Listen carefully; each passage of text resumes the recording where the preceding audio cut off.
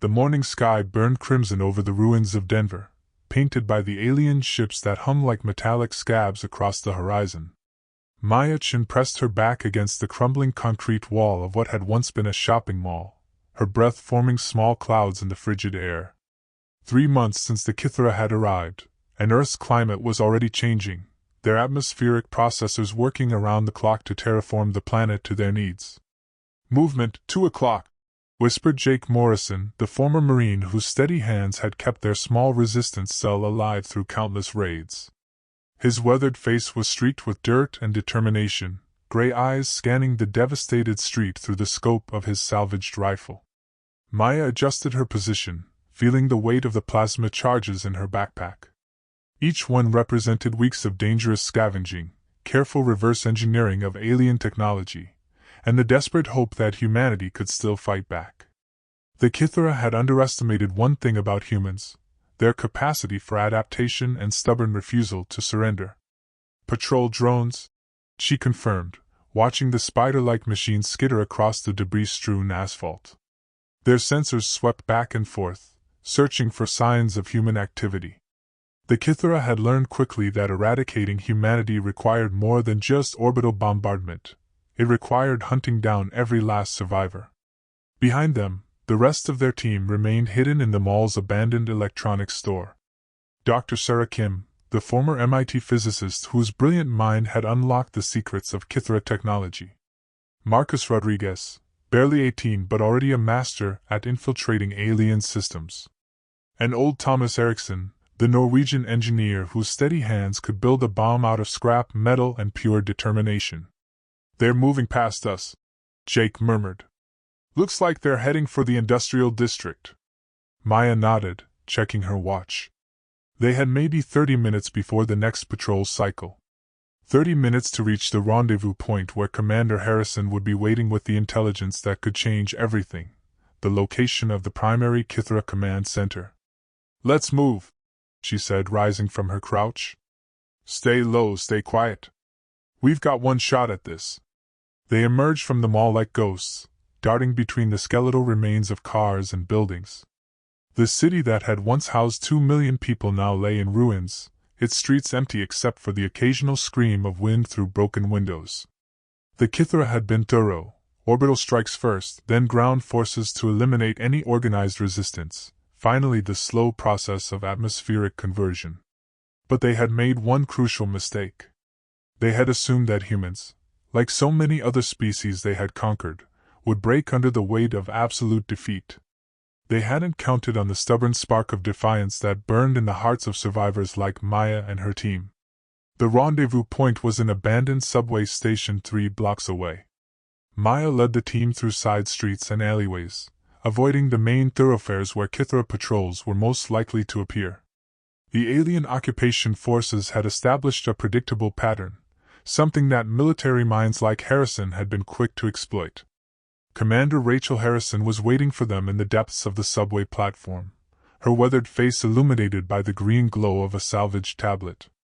Once a Pentagon strategist, she now commanded what remained of the North American resistance, a scattered network of survivors who had managed to stay one step ahead of extinction. "You made it," Harrison said, her voice carrying the weight of someone who had seen too much death. "I was beginning to think the Kithra had found you." "Not today," Maya replied, settling down beside her. "What do you have for us?" Harrison activated the tablet, displaying a 3-dimensional map of the region. A pulsing red dot marked a location in the mountains about 60 miles north of their current position. "This is it," she said. "The primary command center for the Western North American sector. Our intelligence suggests it's where they're coordinating the terraforming operations and managing the extermination protocols." Jake leaned forward, studying the map. "That's Kithra Mountain Facility Omega-7. We've been tracking their communications. If we can take it out, we disrupt their command structure for the entire region," Harrison finished. "It won't end the war, but it'll give us breathing room. Maybe enough time to establish proper supply lines and coordinate with other resistance cells." Maya felt a chill that had nothing to do with the temperature. She had been preparing for this moment for months, But now that it was here, the magnitude of what they were attempting felt overwhelming. "What kind of defenses are we looking at?" she asked. Harrison swiped through several screens, showing detailed reconnaissance photos taken by their few remaining drone assets. "Heavy. The facility is built into the mountainside, with multiple layers of energy shields and automated defense systems. Ground-to-air missile batteries, energy cannon emplacements, and at least 3 companies of Kithara shock troops." "Suicide mission," muttered Thomas, his Norwegian accent thick with fatalism. "Maybe," Harrison agreed. "But it's the kind of suicide mission that could save what's left of humanity. The Kithara have been accelerating their terraforming schedule. Our atmospheric readings suggest we have maybe 6 months before Earth's ecosystem collapses completely." Maya closed her eyes, thinking of her younger sister who had died in the initial bombardment of Los Angeles. Of her parents, who had been in New York when the orbital strikes began. Of the billions of human lives that had been snuffed out in the first 72 hours of the invasion. "We'll need detailed building plans," she said finally. "Security protocols, shift schedules, everything." "Already working on it," Harrison replied. "Marcus, your infiltration skills are going to be crucial. We need you to hack into their security network and create a window for the assault team." The young man nodded, his fingers already dancing across a jury-rigged interface connected to various pieces of salvaged alien technology. "I can do it. Might take a few days to break through their encryption, but I can do it." "Sarah, how many charges do we have?" Maya asked. The physicist consulted her notes. 12 plasma charges, each one capable of taking out a city block. But the Kithara Command Center is hardened against conventional explosives. We'll need to place them at specific structural points to bring down the facility. And you know where those points are? I've been analyzing the construction techniques the Kithara use. Their buildings are strong, but they have predictable weaknesses. Hit the right load-bearing elements, and the whole structure comes down like a house of cards. Maya looked around at her team, 5 humans against an alien empire that had conquered dozens of worlds. The odds were astronomical, but then again, the odds had been astronomical from the moment the first Kithara ships had appeared in Earth's skies. "When do we leave?" she asked. "Tomorrow night," Harrison said. "There's a supply convoy heading north that we can use for cover. It'll get you within striking distance of the facility." "What about extraction?" Harrison's expression darkened. "There is no extraction. This is a one-way mission. If you succeed, you'll have maybe 20 minutes before the entire Kithara military apparatus in the region comes down on that mountain. Your best bet is to scatter and try to make it to the secondary rendezvous points." Maya felt the weight of leadership settling on her shoulders. These people were following her into what was almost certainly certain death, and she had to make it count. "Then we better make sure we don't waste this opportunity," she said. The abandoned warehouse on the outskirts of Denver had become their final staging area. Maya watched her team make their preparations with the kind of focused intensity that came from knowing tomorrow might be their last day alive. Each person dealt with the stress differently.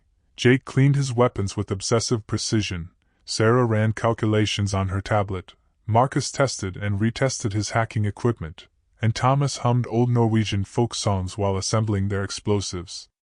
Maya herself found comfort in checking and rechecking their mission parameters.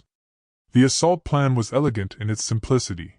Marcus would infiltrate the facility's security network and create a 12-minute window where the automated defenses would be down. During that window, the team would breach the perimeter, plant the charges at the structural weak points Sarah had identified, and trigger the collapse of the entire command center. 12 minutes. The difference between success and catastrophic failure. "You know," Jake said, not looking up from his rifle, "I never thought I'd miss the simplicity of fighting other humans." "How so?" Maya asked, settling down beside him. "Human enemies make mistakes. They get tired, they get careless, they have bad days. The Kithara don't seem to have any of those problems. They're like machines, perfectly efficient, perfectly ruthless." Maya nodded. She had seen the aftermath of Kithara pacification operations. No survivors, no prisoners, no mercy. They approached warfare with the same cold efficiency they brought to everything else. Maybe that's their weakness, she said. They're so focused on efficiency that they can't adapt when something unexpected happens. Let's hope you're right. Across the warehouse, Sarah was explaining the properties of their plasma charges to Marcus. The young hacker listened intently, his youthful face serious with concentration. Each charge contains approximately 50 kilograms of compressed plasma held in a magnetic containment field, Sarah was saying. When the field collapses, the plasma expands instantly, creating a blast equivalent to about 2 tons of conventional explosives. But the real damage comes from the thermal shock. The temperature differential is enough to shatter most materials. How long do we have after we trigger them? Marcus asked. 30 seconds, Sarah replied. Maybe less if the Kithra have improved their structural engineering since I last analyzed their building techniques. Maya felt a chill. 30 seconds to get clear of a collapsing mountain facility while under fire from alien shock troops. It seemed impossible, but then again, everything they had accomplished in the past 3 months had seemed impossible. Thomas looked up from his work, his weathered hand still holding a delicate piece of alien circuitry. You know, I built bridges for 40 years before the invasion. Spent my whole career making sure structures would stand for centuries. Now here I am, figuring out how to make them fall down. Different times call for different skills, Maya said gently. Aye, that they do. Thomas returned to his work, but Maya could see the sadness in his eyes. Like all of them, he was carrying the weight of a world that no longer existed. A soft chime from Marcus's equipment interrupted her thoughts. I'm in, he said, his voice filled with excitement. I've got access to their perimeter security network. What do you see? Maya asked, moving to look over his shoulder. The screen showed a 3-dimensional map of the Kithra facility, overlaid with security data. Patrol routes, sensor locations, guard positions, everything they needed to plan their infiltration. This is incredible, Marcus breathed. Look at this. They've got thermal sensors, motion detectors, even some kind of psionic scanner. But they're all networked together through a central hub. Which means? Maya prompted. Which means if I can get physical access to the hub, I can shut down the entire security grid. Not just create a window, completely blind them. Sarah frowned. The hub would be in the most secure part of the facility. How would you get to it? Marcus grinned, the first genuine smile Maya had seen from him in weeks. Leave that to me. I've been studying their security protocols for months. I know exactly where the vulnerabilities are. It's too dangerous, Jake said firmly. We stick to the original plan. The original plan gives us 12 minutes, Marcus countered. My way gives us however long we need. Maya studied the security map, weighing the risks. Marcus's plan was audacious, but it could dramatically improve their chances of success. On the other hand, it would require splitting their already small team. What would you need? She asked finally. Just me and a neural interface headset. I can splice into their network directly, but I'll need to be physically connected to do it. And if something goes wrong? Marcus's expression sobered. Then I'll be trapped in the most secure part of an alien military facility while you're trying to blow it up. But Maya, this could work. This could really work. Maya looked around at her team. Jake's face showed clear disapproval, but she could see the calculating look in his eyes. He was already adapting to the new plan. Sarah was running calculations on her tablet, trying to determine how the change would affect their explosive placement. Thomas was nodding slowly, his engineer's mind working through the logistics. All right, she said finally. We adapt the plan. Marcus, you'll need to get to the security hub and maintain control for at least 30 minutes. That should give us enough time to place the charges and get clear. I can do it, Marcus said confidently. Jake, you'll be our overwatch.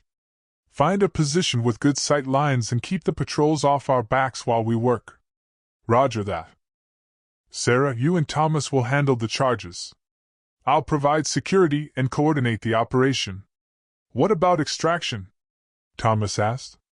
Maya met his eyes. We scatter. Each person finds their own way out. If we all try to leave together, we'll just make ourselves a bigger target. The warehouse fell silent as the implications sank in. They were essentially saying goodbye to each other, acknowledging that the chances of all 5 of them surviving the mission were essentially 0. Well then, Jake said finally, I guess we better make this count. Any last words? Maya asked. Sarah cleared her throat. I just want to say, it's been an honor working with all of you. Whatever happens tomorrow, we're fighting for something bigger than ourselves. To the billions who didn't make it this far, Thomas added solemnly. To the billions who are counting on us, Marcus corrected. Maya nodded. To humanity. And to the future we're going to give them.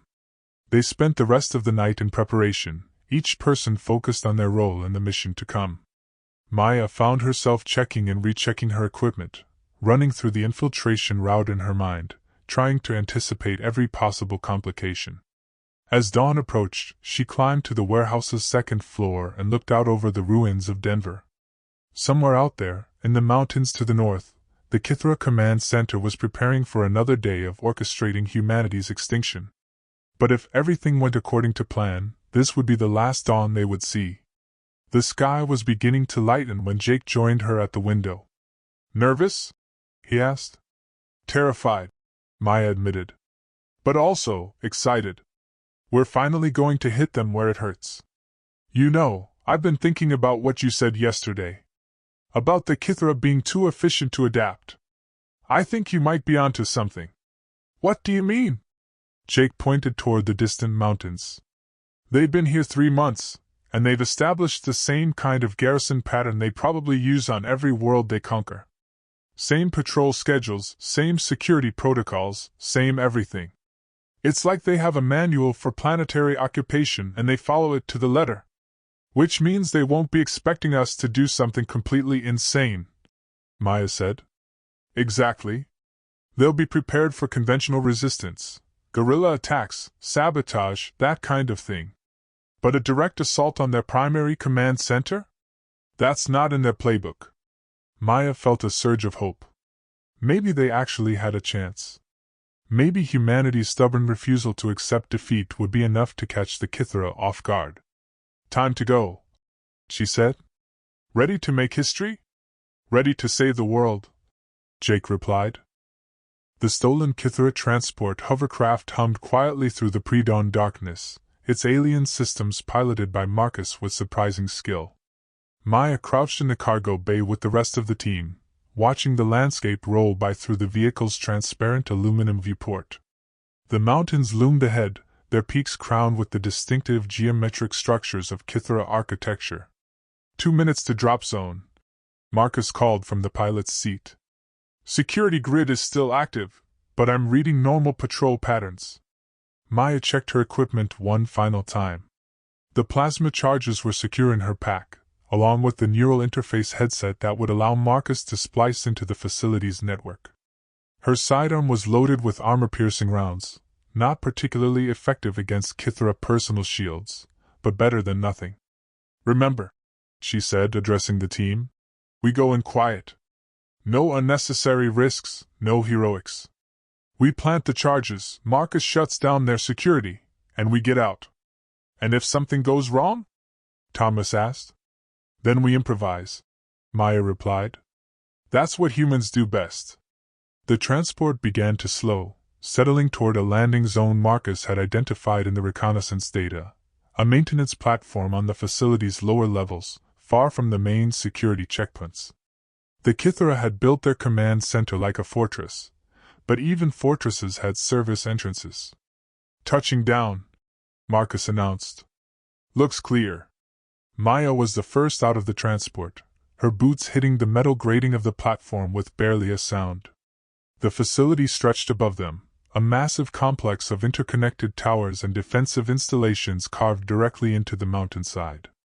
Alien architecture followed no human aesthetic, all sharp angles and geometric patterns that seemed to shift and flow in the peripheral vision.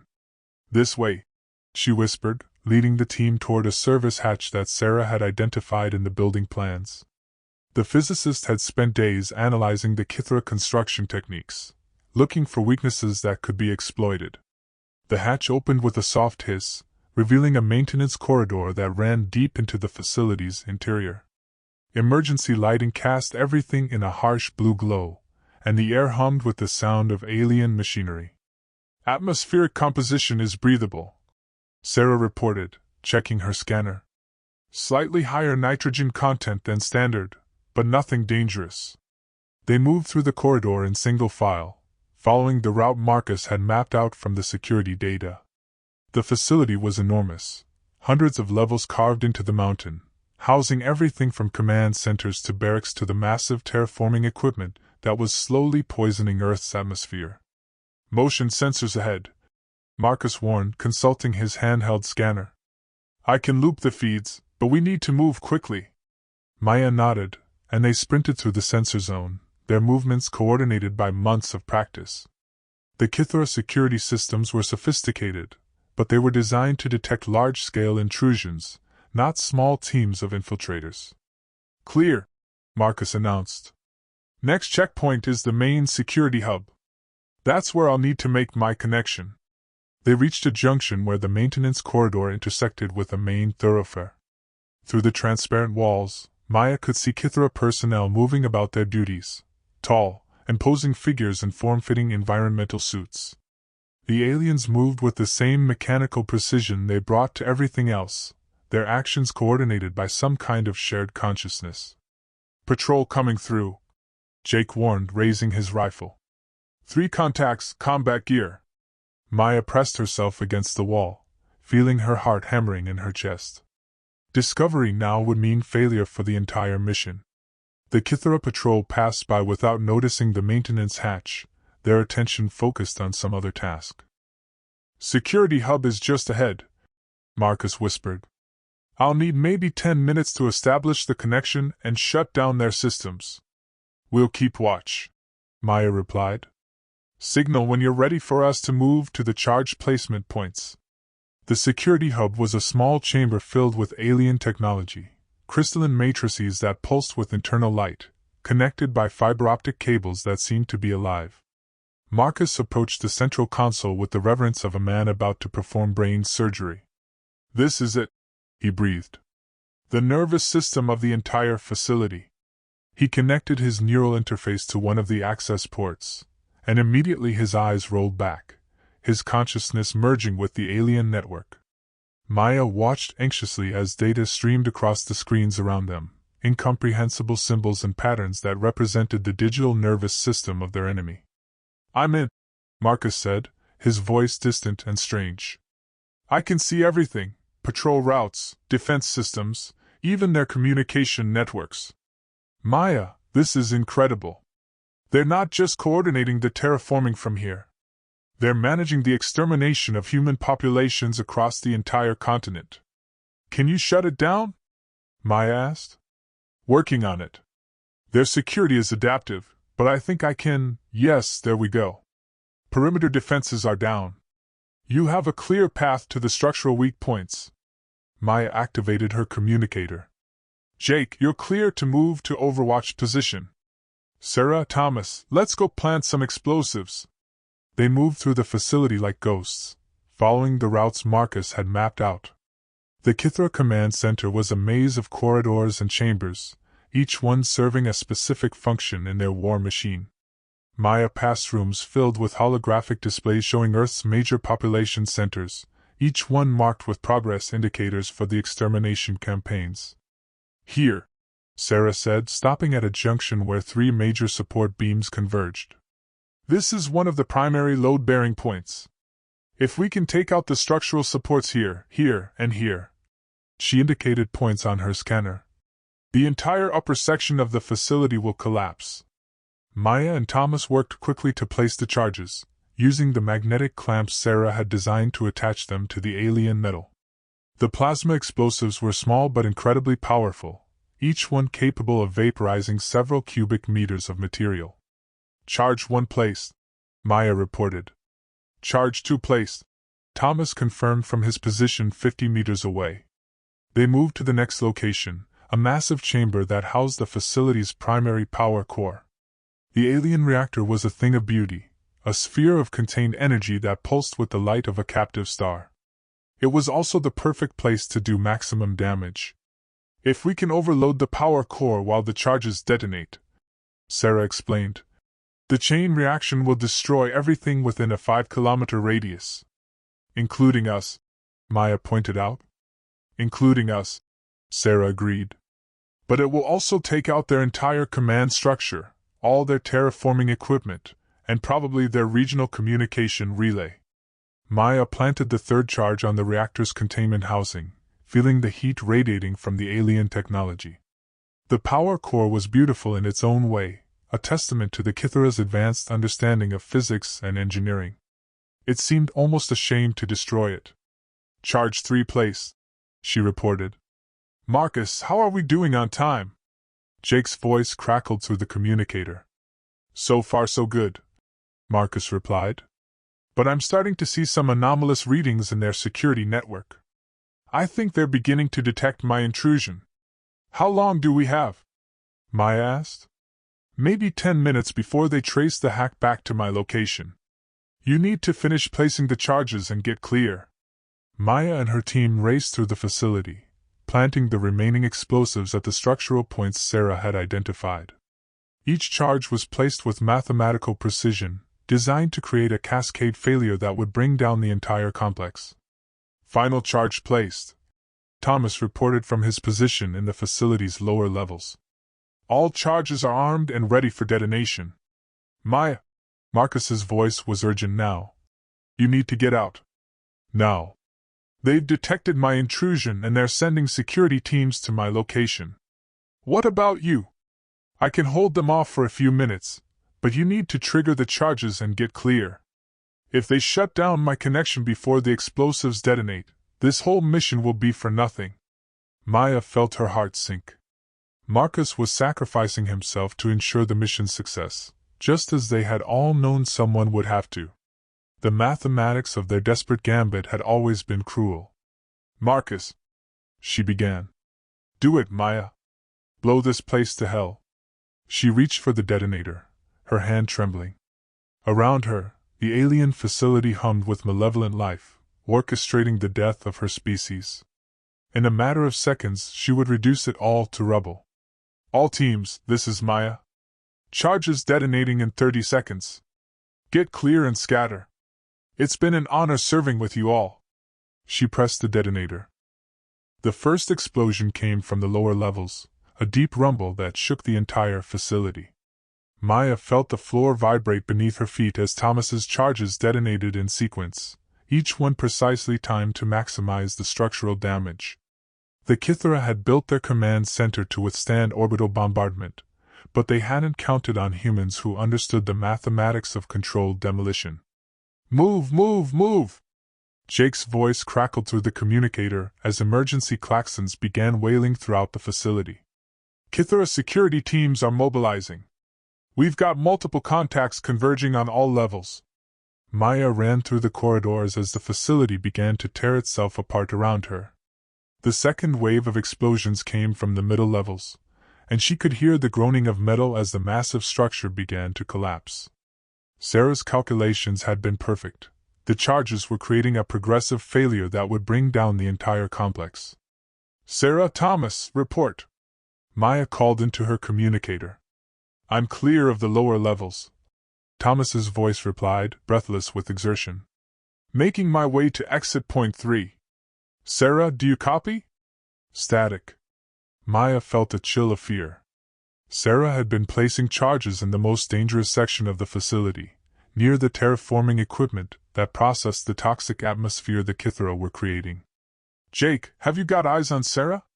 "Negative. Lost visual contact when the explosion started." "Maya, you need to get out of there. The whole place is coming down." Maya reached a junction and had to choose between the direct route to the exit and a detour that would take her past Sarah's last known position. The facility shuddered again as another series of charges detonated, and she could see cracks appearing in the walls around her. She chose the detour. Maya, what are you doing? Jake's voice was urgent. Your exit route is compromised. Kithra's shock troops are moving to intercept. I'm not leaving Sarah behind, Maya replied, running through a corridor that was beginning to fill with smoke and debris. The alien emergency lighting was flickering, casting everything in an eerie strobe effect. She found Sarah in the terraforming section, trapped under a fallen beam. The physicist was conscious but clearly in pain, her leg bent at an unnatural angle. Maya, thank God, Sarah gasped. I thought I was going to die down here. Not today, Maya said, working to free her friend from the debris. The beam was heavy, but adrenaline gave her strength she didn't know she possessed. Can you walk? I think so. Maya, the power core, did the charges detonate? Not yet. That's the final sequence. Sarah's eyes widened. How long? Maya checked her watch. 3 minutes. We'll never make it. The power core detonation will vaporize everything within 2 kilometers. Then we better run faster, Maya said, helping Sarah to her feet. They limped through the collapsing facility as the Kithra command center died around them. Emergency barriers were slamming shut, trying to contain the damage, but the progressive collapse was unstoppable. The aliens had built their fortress to be impregnable from the outside, but they had never considered that the greatest threat might come from within. Contact front! Jake's voice crackled through the communicator. Kithra Patrol, 3 contacts. Engaging. Maya could hear the sound of weapons fire echoing through the corridors. Jake was buying them time, but at what cost? Their carefully planned extraction was falling apart, and now they were all trapped in a collapsing alien fortress with hostile forces closing in. Jake, we need an alternate exit route, Maya called. Working on it. There's a maintenance shaft that leads to the external cooling systems. It's not ideal, but it's your best shot. Where? 2 levels up, section Delta 7. Maya, you've got maybe 90 seconds before the power core goes critical. Maya practically carried Sarah up the emergency stairwell, her friend's injured leg making it impossible to move quickly. The facility was shaking itself apart now, the progressive collapse accelerating as each detonation weakened the structure further. They reached the maintenance shaft just as the final warning klaxons began sounding. The power core was entering its final phase, the contained star beginning to break free of its magnetic prison. In here, Maya said, pushing Sarah into the narrow shaft. Go, go, go! They crawled through the shaft as the facility screamed its death throes around them. The walls were growing hot, heated by the energy being released from the failing power core. Maya could smell the acrid scent of superheated metal and ionized air. I can see daylight, Sarah called from ahead. We're almost there. They emerged from the shaft onto a maintenance platform on the exterior of the facility, high on the mountainside. The view was breathtaking. The entire Kithra command center spread below them, a massive complex that had taken months to build and would be destroyed in minutes. There, Sarah pointed to a narrow ledge that led around the mountainside. If we can reach that ridge, we might be far enough away to survive the power core detonation. Maya looked at the treacherous path, then at her injured friend. Sarah, I don't think you can make it on that leg. I have to try. Maya, listen to me. If I don't make it, you have to get the data to the other resistance cells. Marcus's hack downloaded their entire operational database. Everything, troop movements, terraforming schedules, communication protocols. It's all on this drive. Sarah pressed a small device into Maya's hand. This could turn the tide of the war. Promise me you'll get it to Commander Harrison. I promise. But you're coming with me. They started along the ledge, moving as quickly as Sarah's injured leg would allow. Behind them, the facility was dying, floors collapsing into each other as the structural supports failed. Maya could see Kithra personnel evacuating in small aircraft, their normally perfect discipline breaking down in the face of catastrophe. 60 seconds, Sarah said, checking her watch. The power core should detonate in 60 seconds. They were halfway along the ledge when Sarah stumbled, her injured leg finally giving out. She started to fall, and Maya lunged forward, grabbing her friend's hand just as she slipped over the edge. "I've got you," Maya said, straining to pull Sarah back up. But her friend was dead weight, and the rocky ledge was crumbling under their combined weight. "Maya, let me go," Sarah said quietly. "You can't pull me up, and if you try, we'll both fall. I'm not leaving you. The data has to get through. That's more important than either of us." Maya looked into her friend's eyes and saw the same determination that had driven them all through the darkest months of the war. Sarah was right. The intelligence they had gathered was worth more than any individual life. 30 seconds, Sarah said. "Maya, please. Let me go." "I'm sorry," Maya whispered. "Don't be sorry. Be proud. We did it. We actually did it." Maya released her grip, and Sarah fell into the darkness below. A moment later, the power core detonated. The shockwave from the power core detonation threw Maya against the rocky mountainside, her ears ringing from the thunder of the explosion. The entire Kithra command center had been vaporized, leaving only a smoking crater where the alien fortress had stood. The mountain itself was scarred, its peak sheared away by the incredible forces that had been unleashed. Maya pulled herself to her feet, every muscle in her body aching. The data drive Sarah had given her was still clutched in her hand, its surface warm from the residual energy of the explosion.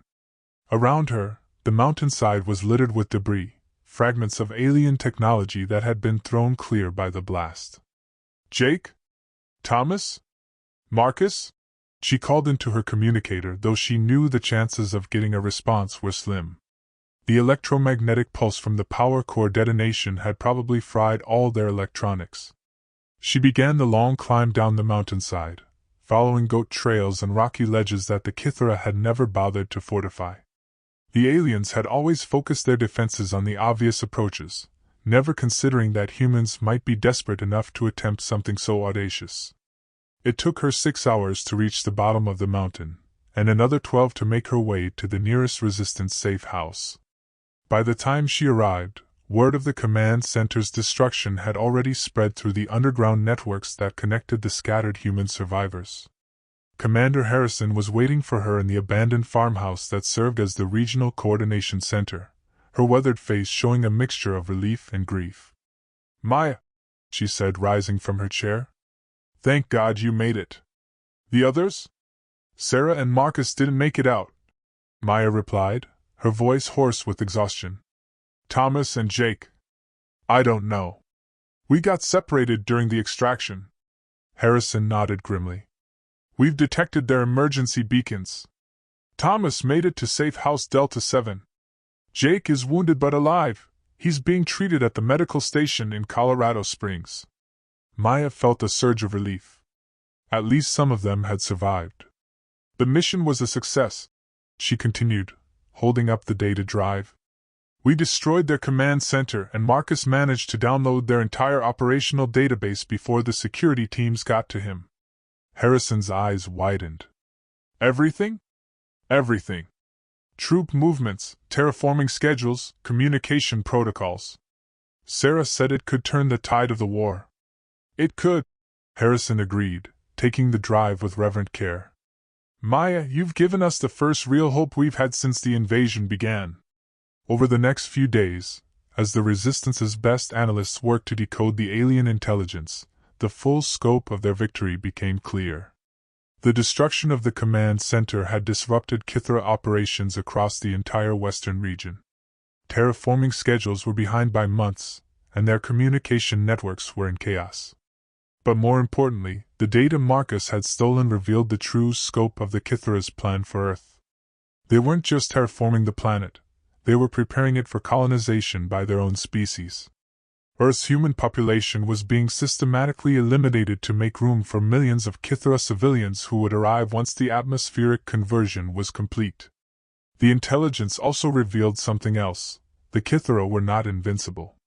They had suffered defeats on other worlds, and their empire was not as stable as they wanted their enemies to believe. There were other species fighting for their freedom, and the destruction of the command center had sent a message across the galaxy that humanity was not going to surrender without a fight. Maya found herself promoted to regional commander, tasked with coordinating resistance operations across the western United States. It was a responsibility she had never wanted, but she accepted it with the same determination that had driven her through the darkest days of the war.